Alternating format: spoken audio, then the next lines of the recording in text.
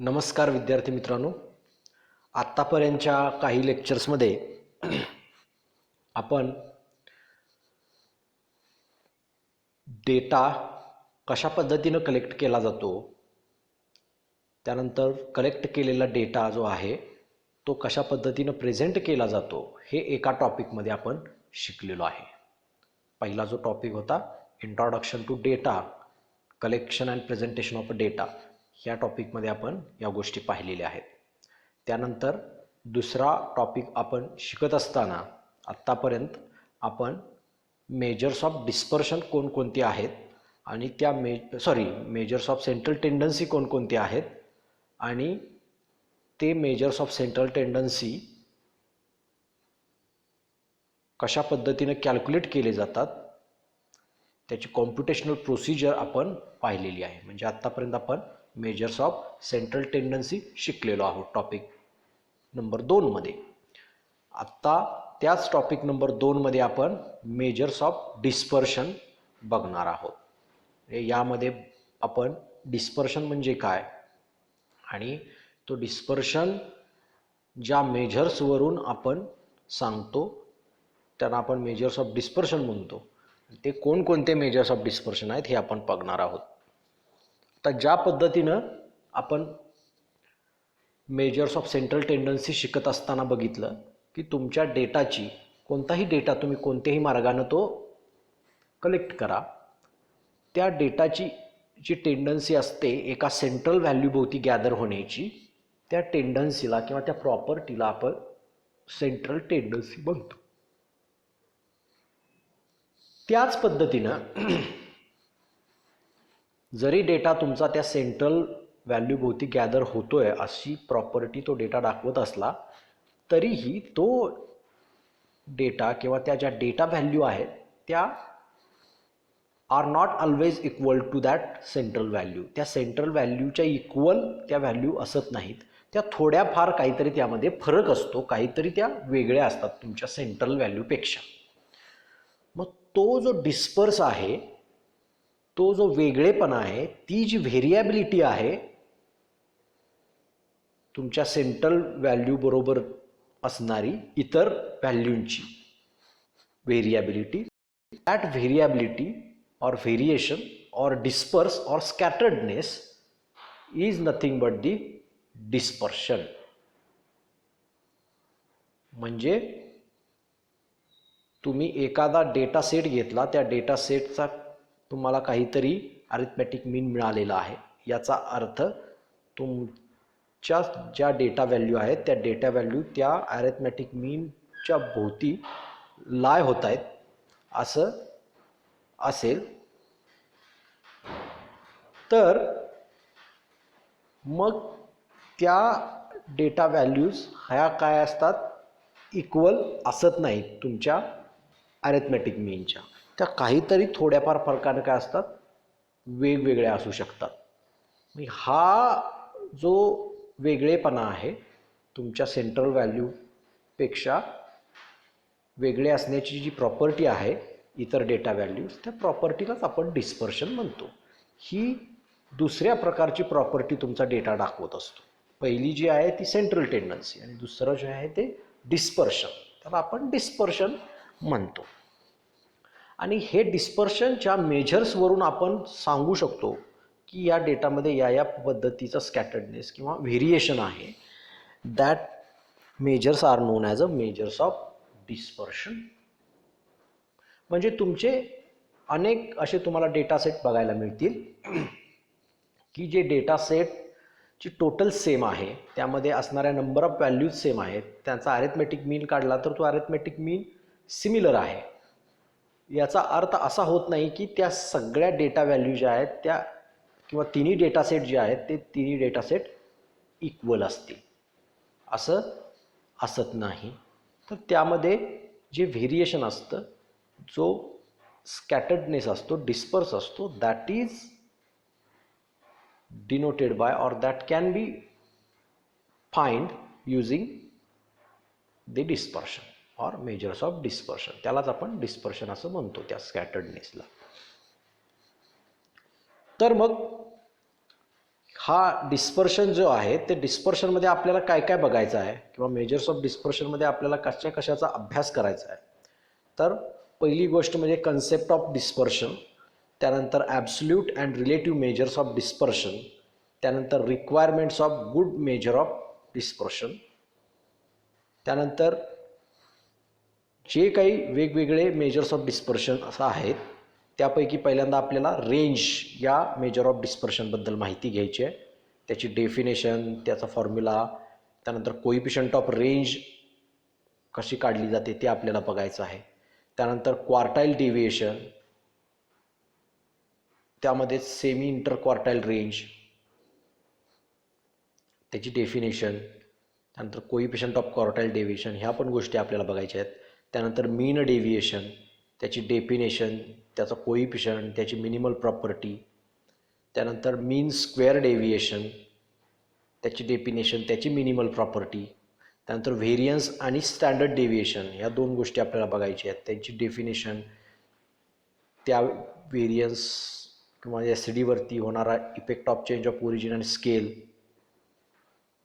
त्यानंतर SD standard deviation of pulled data, that is दोन separate group combine केल्यानंतर जो ग्रुप तयार होतो त्याला आपण पुल्ड डेटा असं म्हणतो, त्याचा स्टँडर्ड डेव्हिएशन. त्यानंतर कोइफिशियंट ऑफ व्हेरिएशन बघायचं आहे, त्याची डेफिनेशन, त्याचा यूज कुठं होतो, comparison of standard deviation with other measures, आणि काही इलस्ट्रेटिव्ह एक्झाम्पल्स आपल्याला या टॉपिकमध्ये किंवा ह्या मेजर्स ऑफ डिस्पर्शन या टायटल खाली आपल्याला अभ्यासायचे आहे. तर आता पहिल्यांदा आपण जसं मी सांगितलं तसं आपण कन्सेप्ट लक्षात घेऊया डिस्पर्शनचा. तर इथं आता तुम्हाला 3 डेटा सेट दिलेले आहेत. There are 3 data sets. आता ह्या 3 डेटा सेट तुम्ही बघितले.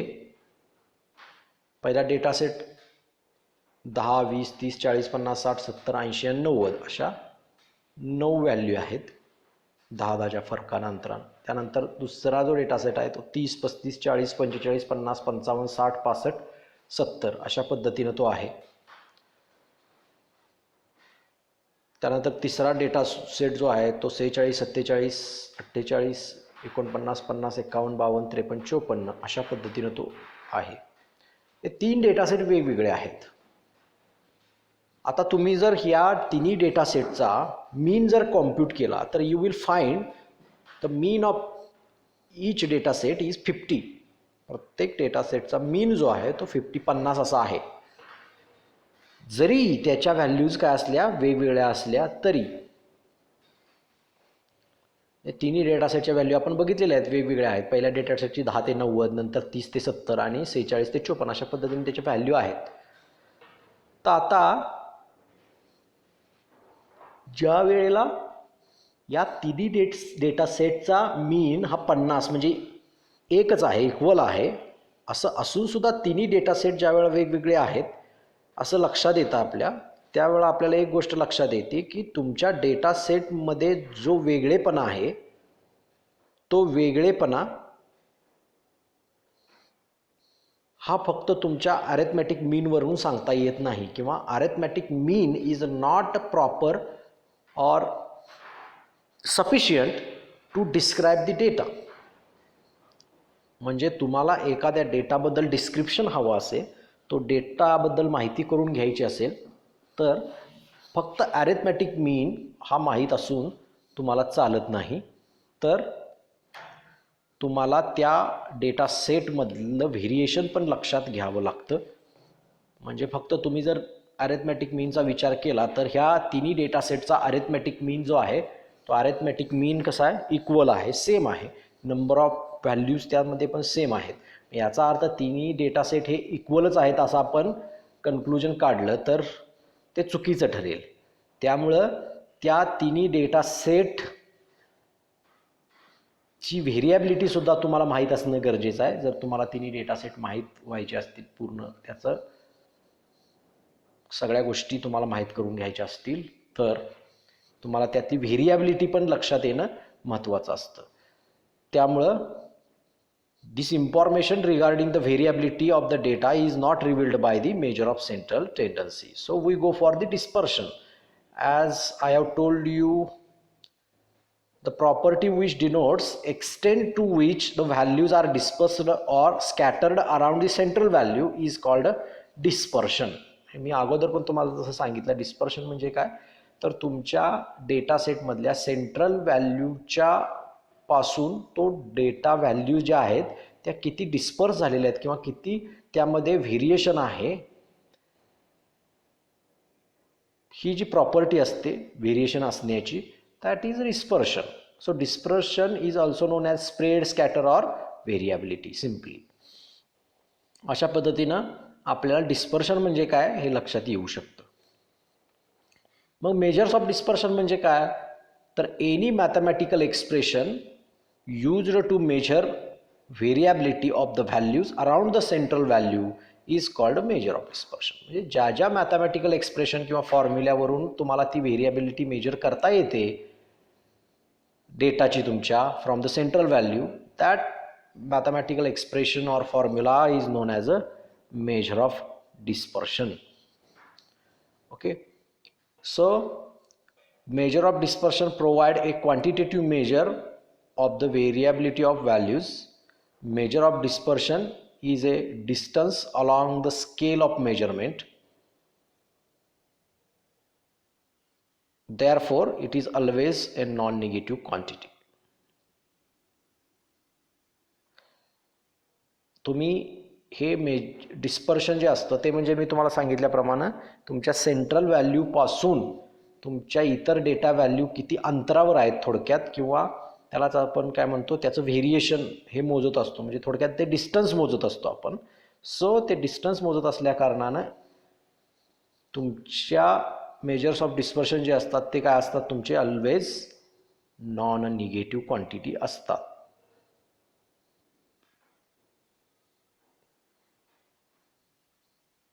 So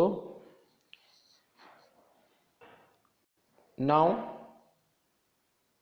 आपले जेवढे काही मेजर्स ऑफ डिस्पर्शन आहेत, आपण मेजर्स ऑफ डिस्पर्शन बघितलं तर त्यामध्ये दोन टाईपचे मेजर्स ऑफ डिस्पर्शन आहेत. एक म्हणजे ॲब्सोल्यूट मेजर ऑफ डिस्पर्शन आणि दुसरा म्हणजे रिलेटिव्ह मेजर ऑफ डिस्पर्शन. आता ॲब्सोल्यूट मेजर्स ऑफ डिस्पर्शन कुणाला म्हणायचं, तर आपल्याकडे जे जे मेजर्स ऑफ डिस्पर्शन आहेत त्या मेजर्स ऑफ डिस्पर्शन पैकी जे मेजर्स ऑफ डिस्पर्शन ला तुमच्या ओरिजिनल डेटाचं युनिट असतं त्या मेजर्स ऑफ डिस्पर्शनला आपण ॲब्सोल्यूट मेजर ऑफ डिस्पर्शन म्हणतो. आणि या उलट ज्या मेजर्स ऑफ डिस्पर्शनला तुमच्या ओरिजिनल डेटाचं युनिट असत नाही, म्हणजे ते तुमचे प्युअर नंबर किंवा पर्सेंटेजमध्ये एक्सप्रेस केलेले असतात, त्या मेजर्स ऑफ डिस्पर्शनला आपण काय म्हणतो, रिलेटिव्ह मेजर्स ऑफ डिस्पर्शन. इथं मग तुम्हाला दिल्याप्रमाणे the measures of dispersion which are expressed in terms of original units of the data is termed as absolute measure. म्हणजे तुमचा ओरिजिनल डेटा जर सेंटीमीटरमध्ये असेल तर तुम्ही कोणतंही ॲब्सोल्यूट मेजर कॅल्क्युलेट केलं किंवा एखादं मेजर कॅल्क्युलेट केलं आणि ते कॅल्क्युलेट केल्यानंतर तुम्हाला त्या मेजरला ओरिजिनल डेटाचं युनिट येत असेल सेंटीमीटरच, तर ते तुमचं काय असेल, ॲब्सोल्यूट मेजर असेल. The relative measure of dispersion is obtained as a ratio or percentage or pure number. Therefore, the relative measure of dispersion are pure numbers independent of units of measurement. म्हणजे तुमच्या original डेटाचं जे units of measurement असतं ते कोणत्याही प्रकारचं unit तुमच्या त्या मेजरला येत नाही जर ते मेजर रिलेटिव्ह मेजर असेल तर. Relative major of dispersion is a ratio of A measure of absolute dispersion to an appropriate average or selected items of the data. Hence it is known as coefficient of dispersion. आता जे relative measures असतात ते absolute dispersion जे आहेत major त्याचे काय असतात, ratio असतात. त्यामुळं तुमचा जे कोइफिशियंट ऑफ डिस्पर्शन आहेत that are the relative measures. अशा पद्धतीने रिलेटिव्ह मेजर्स आणि ॲब्सल्यूट मेजर्स यामधला डिफरन्स आहे. It depends on only the units of measurement which is attached to the measure or not. अशा पद्धतीनं absolute measure and relative measures of dispersion आहेत. आता जेवढे काय absolute measures and relative measures असतील जे काही आहे ते आपण बघणार आहोत पुढं. रेंज आहे, क्वार्टाइल डेव्हिएशन आहे, मीन डेव्हिएशन आहे, मीन स्क्वेअर डेव्हिएशन आहे, व्हेरियन्स आहे, स्टँडर्ड डेव्हिएशन आहे, कोइफिशियंट ऑफ व्हेरिएशन आहे. हे वेगवेगळ्या प्रकारचे तुमचे काय आहेत मेजर्स ऑफ डिस्पर्शन आहेत. तर यापैकी कोणत्या मेजर्स ऑफ डिस्पर्शनला आपण चांगला मेजर्स ऑफ डिस्पर्शन म्हणणार आहोत, तर त्यासाठी काही रिक्वायरमेंट आहे. Requirements of good measure of dispersion. कुणाला चांगलं म्हणायचं त्याची काहीतरी रिक्वायरमेंट आहे. तर ती रिक्वायरमेंट काय आहे, म्हणजे जे काही रिक्वायरमेंट दिलेले आहेत त्यातल्यात मॅक्सिमम रिक्वायरमेंट जो मेजर फॉलो करतोय त्या मेजरला आपण काय म्हणणार आहोत, मेजर ऑफ डिस्पर्शन असं आपण म्हणणार आहोत.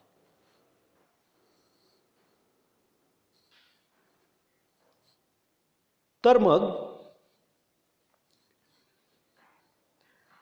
Ideal or good measure of dispersion is expected to possess the following properties. त्यातल्या प्रॉपर्टीज कुठल्या कुठल्या आहेत, ज्या पद्धतीनं requirements of good measure of central tendency आहेत त्याच पद्धतीनं तुमच्या requirements of good measure of dispersion आहे. त्यामध्ये काही बदल नाही आहे फारसा. जे काही मी त्यावेळेला एक्सप्लेनेशन दिलं होतं त्याच पद्धतीचं एक्सप्लेनेशन या ठिकाणी सुद्धा लागू पडतं. एक पहिली प्रॉपर्टी त्याची किंवा पहिली requirement, it should be simple to understand and easy to calculate. म्हणजे थोडक्यात आपण जो काही मेजर ऑफ डिस्पर्शन काढणार आहोत, डिस्पर्शन किंवा व्हेरिएबिलिटी सांगण्यासाठी, तो कसा असला पाहिजे, it should be simple to understand and easy to calculate. तो समजायला सोपा असला पाहिजे आणि कॅल्क्युलेट करायलाही सोपा असला पाहिजे. फार किचकट असता कामा नये जेणेकरून तो फक्त एका मॅथमॅटिक्स माहीत असणाऱ्या माणसालाच कॅल्क्युलेट करता येईल अशा पद्धतीने इतका तो अवघड असता कामा नये. तो समजायलाही सोपा आणि कॅल्क्युलेट करायलाही सोपा असला पाहिजे अशा पद्धतीचा असायला हवा. Second requirement is it should B rigidly defined. त्याची डेफिनेशन जी आहे ती डेफिनेशन अशी रिजिड असायला पाहिजे की तिथं कुठंही कोणत्याही प्रकारच्या लॅकुनाज किंवा त्याला काही ड्रॉबॅक्स असता कामा नये. त्या डेफिनेशन जी काय आपण त्याची तयार करू त्याच्यातून कुठलीही गोष्ट सुटता कामा नये. सगळ्या गोष्टींचा किंवा सगळ्या शक्यतांचा आणि प्रॉपर्टीचा डेटासेटचा वापर करून किंवा त्यामध्ये समावेश असला पाहिजे. सर्वसमावेशक अशी ती डेफिनेशन असायला हवी. त्याला एक्सेप्शनल काही गोष्टी असता कामा नाहीत. म्हणून आपण काय म्हणतो त्याला it should B rigidly defined. Third, it should be based on all the observations. जो काही आपण मेजर ऑफ डिस्पर्शन काढणार आहोत, कॅल्क्युलेट करणार आहोत, that should be based on all observations. जेवढी काय ऑब्झर्वेशन्स आहेत तुमच्या डेटा सेटमध्ये त्या सगळ्याच्या सगळ्या ऑब्झर्वेशनवरती अवलंबून असणारा तो काय आहे डेटा मेजर्स ऑफ डिस्पर्शन असायला पाहिजे. त्यामध्ये समजा तुमच्या डेटाचा निम्मा पार्टवरतीच त्याचं कॅल्क्युलेशन होत असेल किंवा काही थोडासाच पार्टवरती कॅल्क्युलेशन होत असेल तर that is wrong. That is not a good measure of dispersion. त्याला जर आपल्याला गुड म्हणायचं असेल तर that should be based on all the observations or all the items. Fourth, it should not B unduly affected by extreme items. म्हणजे ज्या extreme value आहेत खूप, म्हणजे तुमचा डेटा सेट एका ठराविक रेंजमध्ये लाय होत असेल तर एखादीच अशी व्हॅल्यू असते की ती खूप जास्त किंवा खूप कमी अशी असते. तर तशा पद्धतीचा जर डेटा असेल तर त्याचा इफेक्ट तुमच्या त्या मेजर्स ऑफ डिस्पर्शनवरती जास्ती होता कामा नये अशा पद्धतीचा तो तुमचा मेजर ऑफ डिस्पर्शन असला पाहिजे. म्हणजे याचा अर्थ it should not be affected much by extreme values असा अर्थ आहे त्याचा. जास्त त्याच्यावरती एक्स्ट्रीम व्हॅल्यूचा परिणाम होता कामा नये. Fifth, it should be capable for further mathematical treatment. म्हणजे पुढं तुम्ही कुठली अजून कॅल्क्युलेशन्स मेजर्स काढायला गेलात तर तो त्याच्यावरती अवलंबून असायला पाहिजे. तुमच्या पुढच्या मॅथमॅटिकल ज्या काय कॅल्क्युलेशन्स असतील त्यामध्ये तो उपयोगी पडायला पाहिजे. अशा पद्धतीचा तुमचा गुड मेजर ऑफ डिस्पर्शन आपण त्याला म्हणणार आहोत. त्या डिस्पर्शन जर त्या पद्धतीचा असेल तर. Next sixth, it should B sufficient, it should have sufficient sampling stability. म्हणजे सॅम्पलिंगमुळे जी काही इरर येतात ते कमीत कमी इरर तुमच्या त्या इररचा इफेक्ट तुमच्या मेजर ऑफ डिस्पर्शनवरती झाला पाहिजे कमीत कमी. म्हणजे it should not affected much by fluctuations of sampling. सॅम्पलिंगमुळे जे काही इरर येतात त्या इररचा जास्त तुमच्या त्या मेजर ऑफ डिस्पर्शनवरती परिणाम होता कामा नये. अशा पद्धतीनं जर तो तुमचा मेजर ऑफ डिस्पर्शन असेल, ह्या सगळ्या रिक्वायरमेंट्स तो फॉलो करत असेल किंवा ह्यातल्या मॅक्सिमम रिक्वायरमेंट तो फॉलो करत असेल तर त्याला आपण काय म्हणणार आहोत, गुड मेजर ऑफ डिस्पर्शन म्हणणार आहोत.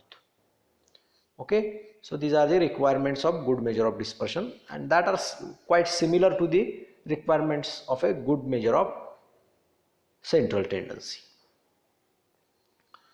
So now we are going to see one by one some measures of dispersion.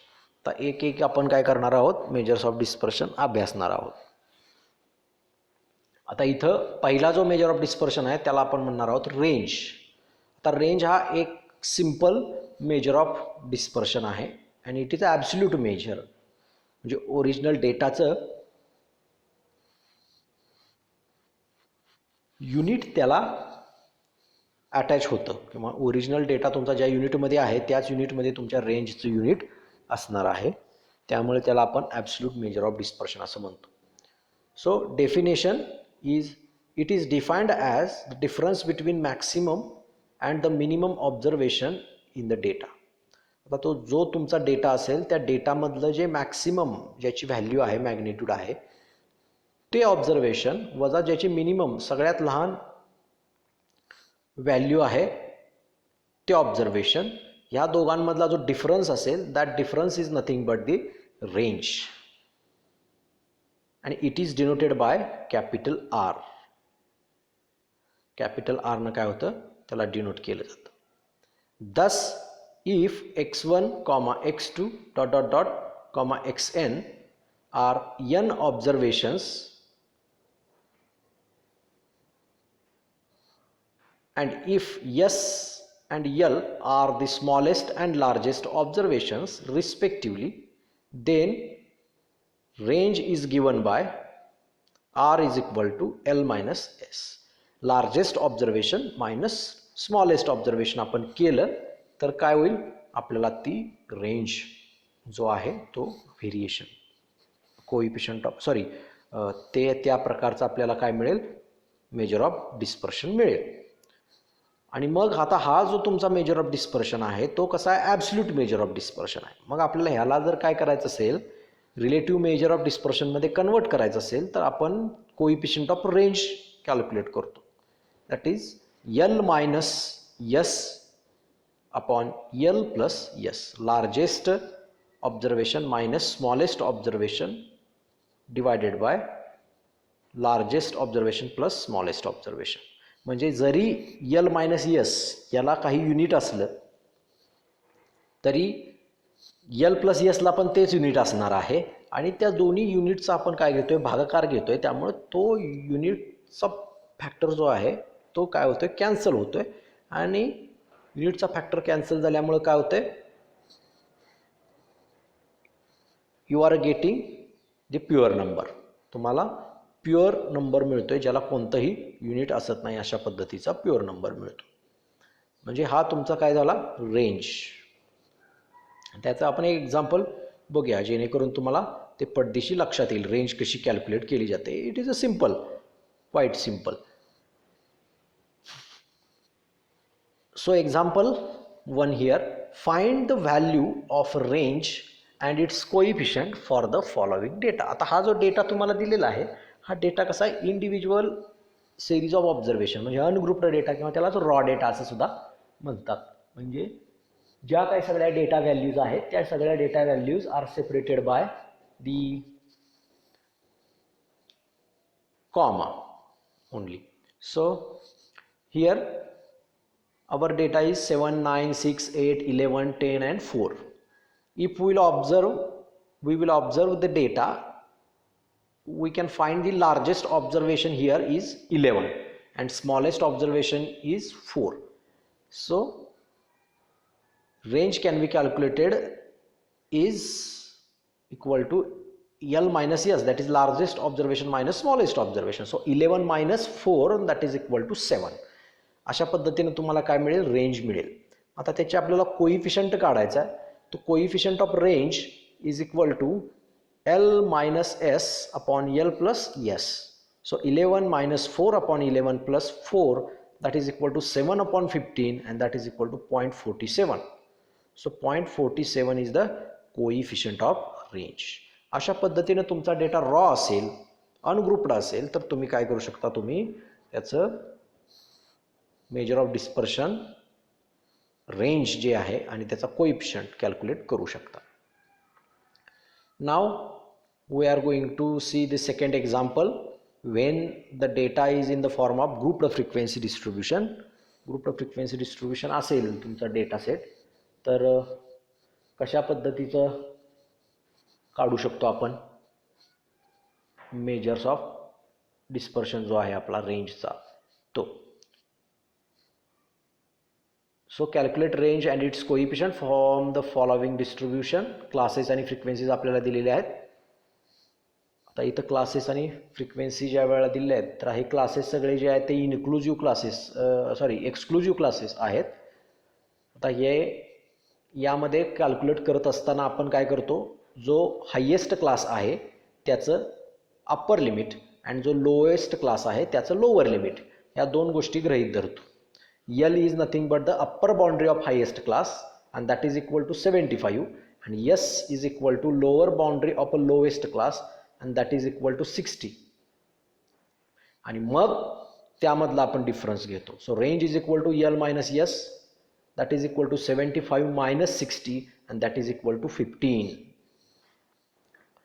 अशा पद्धतीने आपण ग्रुप्ड फ्रिक्वेन्सी डिस्ट्रीब्युशनसाठी काय करू शकतो, रेंज काढू शकतो. त्याचा कोइफिशियंट ऑफ रेंज काढताना मग काय करायचं, L minus S divided by L plus S and that is equal to 75 minus 60 divided by 75 plus 60 and that is equal to 15 divided by 153 and that is equal to 0.1111. अशा पद्धतीने आपण काय करू शकतो, ग्रुप्ड फ्रिक्वेन्सी डिस्ट्रीब्युशन जरी असलं तर त्याचा काय करू शकतो, रेंज आणि कोइफिशियंट ऑफ रेंज कॅल्क्युलेट करू शकतो. Okay. Now merits of range. What are the merits of range? Here merits are nothing but the those property can be followed by that measure of dispersion which are explained in the requirements. So merits are nothing but those requirements which can be fulfilled by the corresponding measure of dispersion. So here are the measures of merits of range.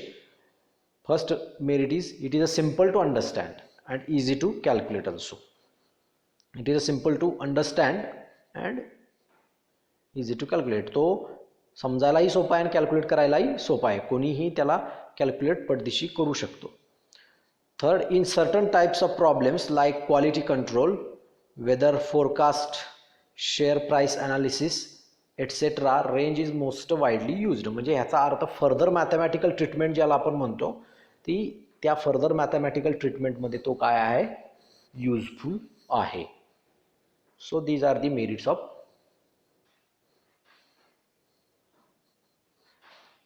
range. Now there are some demerits of range also. It is very much affected by extreme items. आता आपल्याला एक गोष्ट माहिती आहे की आपण जो range calculate करतो तो काय असतो, तुमचा हायेस्ट आणि लोएस्ट ऑब्झर्वेशनवरती अवलंबून असतो. आता त्यातलं तुमचा हायेस्ट किंवा लोएस्ट या दोन्हीपैकी एक किंवा दोन्ही जर खूप एक्स्ट्रीम व्हॅल्यू असतील तर त्या एक्स्ट्रीम व्हॅल्यूचा काय होतोय इफेक्ट तुमच्या त्या मेजर ऑफ डिस्पर्शनवरती होतो. So it is very much affected by extreme values or extreme items because your range is totally depends on these extreme values, that is largest and smallest values. So it is very much affected by extreme values. Second, based on only two extreme observations, फक्त दोन extreme observation वरतीच अवलंबून असलेला हा काय आहे major of dispersion आहे. त्यामुळे it is based on only two extreme observations. Now third, it cannot be calculated from open end class intervals. Whenever there are open end classes, we cannot calculate the range or coefficient of range. Fourth, it is not suitable for further mathematical treatment.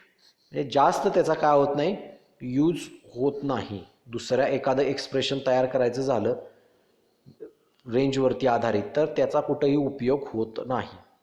त्यामुळे it is not suitable for further mathematical treatment. Fifth, it is very rarely used major.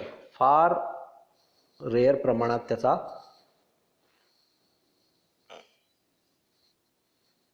उपयोग केला जातो असं हे measure of dispersion आहे. So these are the demerits of range. Now we are going to see next measure of dispersion, that is quartile deviation. But to calculate quartile deviation we need interquartile range. As we have seen how to calculate range, then our data set is the quartiles, only quartiles. There are three quartiles, q1, q2 and q3. So here is a data of three values, and if we are going to calculate the range of these three values, that is highest observation minus lowest observation, that is q3 is highest observation among q1, q2, q3, and q1 is the lowest observation among q1, q2, q3. So range for q1, q2, q3 is nothing but the interquartile range. कारण quartile मधलीच फक्त आपण range काढत असतो, जे quartile फक्त 3 असतात, त्यामुळे त्यामधली त्या तिघांमधलीच रेंज आपण कॅल्क्युलेट करतो, म्हणून त्याला इंटरक्वार्टाईल रेंज असं म्हणतात. आणि interquartile range IQR is equal to q3 minus q1, largest observation minus lowest observation. आता ह्याच इंटरक्वार्टाईल रेंजला आपण 2 न डिवाइड केलं, दॅट इज सेमी इंटरक्वार्टाईल रेंज घेतली, तर that is nothing but quartile deviation. So half the difference between third and first quartile is called a quartile deviation, that is a QD, that is equal to q3 minus q1 divided by 2. So coefficient of quartile deviation is equal to q3 minus q1 upon q3 plus q1. So quartile deviation is the absolute measure.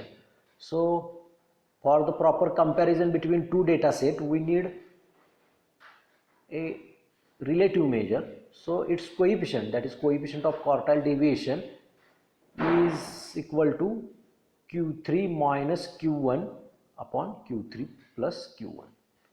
So in this way quartile deviation is can be defined and its formula can be given as above. Now here is an example for the quartile deviation. Here is an example, find the quartile deviation for the following data. Here data is given, the given data is of the type individual series of observation. So in case of individual series of observation we know how to find the quartiles. So first of all we have to arrange the data in ascending order. So in the solution first of all we have arranged the data in ascending order, that is 384, then 391, then 407, likewise. So now we have to find the quartiles of this data set. So as we studied before or in last topic or in our last lecture, first quartile is nothing but n plus 1 by 4th observation or item.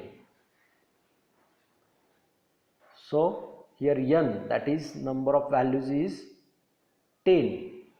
So q1 is nothing but 10 plus 1 divided by 4 observation, that is 2.75th observation. 2.75th observation can be calculated as q1 is equal to second value, that is second item or second observation, plus 0.75 into bracket third value, third observation, minus second observation,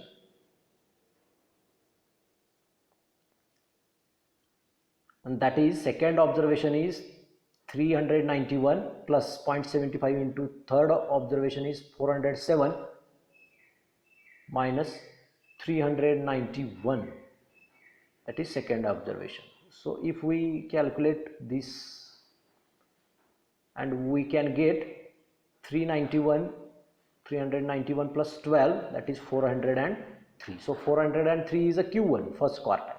Now we have to find q3. So q3, position of q3 is 3 into n plus 1 by 4th observation, that is 3 into 2.75th observation, that is 8.25th observation. q3 is equal to 8th value plus 0.25 into bracket 9th value minus 8th value, that is equal to 777 plus 0.25 into bracket 1490 minus 777, and that can be finally get q3 is equal to 955.25. QD, now quartile deviation, is equal to q3 minus q1 upon 2. So q3 is 955.25 minus 403 divided by 2, that is equal to 552.25 upon 2, and that is equal to 276.125. This is the quartile deviation. In this way we can find the quartile deviation. To find quartile deviation, first of all we have to find quartiles, that is q1 and q3, and then we can calculate the quartile deviation. Now this quartile deviation we have calculated is for the data of the type individual series of observation. Now here is a second example, that is data in the form of discrete frequency distribution. So in this case, to find quartiles we need less than cumulative frequencies. We take help of less than cumulative frequency and we can find the quartiles. So for the solution we prepare following table of LTCF, that is less than cumulative frequency. We know that how to calculate less than cumulative frequency. The successive addition of the frequencies can give the less than cumulative frequencies as shown in the table. That is, first less than cumulative frequency for first value is its normal frequency as it is, that is 5. Then 5 plus 8 is equal to 13. Next 13 plus 21 is equal to 34, and same like that. Okay, so next we have to find the q1. So q1 is capital N plus 1 by 4th observation. Capital N here is 52. So 52 plus 1 by 4th observation, that is 13.25th observation. Now 13.25th observation can be calculated by splitting that formula, that is 13th value plus 0.25 into bracket 14th value minus 13th value. Now 13th value can be calculated as from the table. How will we calculate the value 13th value? कशी calculate करायची 13th value? तर 13च्या equal to less than cumulative frequency बघायची. जर 13च्या equal to असेल लेस than cumulative frequency तर ठीक, नसेल तर 13 पेक्षा जस्ट ग्रेटर क्युम्युलेटिव्ह फ्रिक्वेन्सी बघायची. आणि त्याची करस्पॉन्डिंग व्हॅल्यू ऑफ एक्स जो असतो ती आपली काय असते 30th व्हॅल्यू असेल आपली, किंवा त्या नंबरची व्हॅल्यू थोडक्यात. सो 13th व्हॅल्यू काढत असताना आपण काय बघणार, मग 13च्या इक्वल टू बघणार. 13च्या इक्वल टू नसेल तर 13च्या जस्ट ग्रेटर दॅन बघणार. सो इथं काय आहे, 13च्या इक्वल टू तुम्हाला लेस दॅन क्युम्युलेटिव्ह फ्रिक्वेन्सी दिसते. ओके, मग त्याची corresponding value of variable is 200. So 200 is the 13th value. So 13th value is 200 plus 0.25 as it is. Next 14th value. आता आपल्याला काय करायचं आहे, 14th म्हणजे 14च्या equal to or just greater cumulative frequency बघायची आहे. 14च्या इक्वल टू आहे का, नाही आहे इक्वल टू. मग जस्ट ग्रेटर कुठली आहे त्यानंतरची पुढची, तर आहे 34. ही त्या लेस दॅन क्युम्युलेटिव्ह फ्रिक्वेन्सीच्या कॉलममधली लेस दॅन क्युम्युलेटिव्ह फ्रिक्वेन्सी. 14च्या जस्ट ग्रेटर किती आहे, 34. तर 34चं करस्पॉन्डिंग व्हॅल्यू ऑफ एक्स जी आहे that is 400. So 400 is the 14th value. So 14th value is 400 minus again 13th value is 200. So 200 plus 0.25 into bracket 400 minus 200. In this way we can solve this and we get the value 250. So Q1 is 250. Similarly, to find position of Q3, we solve, or it is a size of 3 into n plus 1 by 4th observation. So n plus 1 by 4th is 13.25. It is multiplied only by 3. So 3 into 13.25 is nothing but 39.75th item. So that is Q3 is equal to 39th value plus 0.75 into bracket 40th value minus 39th value. So 39th value, to find 39th value we see in the column of less than cumulative frequency, the less than cumulative frequency equal to 39. If there is not less than cumulative frequency equal to 39, then we can see the less than cumulative frequency just greater than 39. So here less than cumulative frequency equal to 39 is not available. So just greater than 39 is 46 and its corresponding value of variable is 500. So 39th value is 500 plus 0.75. Similarly 14th value is also again 500. Again 39th value is again 500. So this will give Q3 is equal to 500, and then we can calculate the quartile deviation. QD is equal to Q3 minus Q1, that is equal to 500 minus 250 upon 2, and that is 500 minus 250 is nothing but 250 upon 2, so that is 125. So coefficient of quartile deviation is equal to Q3 minus Q1 upon Q3 plus Q1, that is equal to 500 minus 250 upon 500 plus 250, and that is equal to 250 upon 750, that is 1 by 3, that is 0.3333.